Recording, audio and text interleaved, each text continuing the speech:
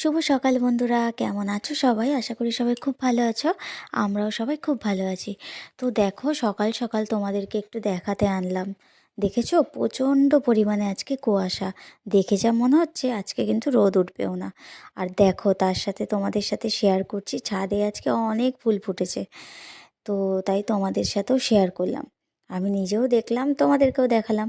তো আমার না এখন স্নান করে আমি ঠাকুরের জল নিতে এসে দেখছি ছাদে একটা গোলাপ ফুলও ফুটেছে, যেটা আমি সকালবেলা একদম খেয়াল করিনি।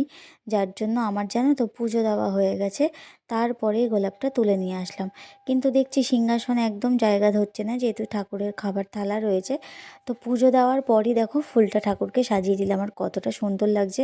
আর সবথেকে আনন্দের বিষয় কী জানো, আজ আমার রান্না নেই। দেখো, ফ্রিজে কত কিছু খাবার রয়েছে। এটা হচ্ছে একটা কাঁচা চিংড়ি মাছ আছে, এটাকে ফ্রাই করব।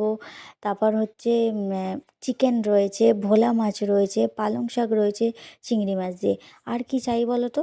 তো আর এই দিকে বাবুর অবস্থা দেখো, এই আলনাটা কিন্তু এখন ওর দোকান ঘর হয়ে গেছে। এর মধ্যে খেলনা সাজিয়ে ও দোকান সাজায়।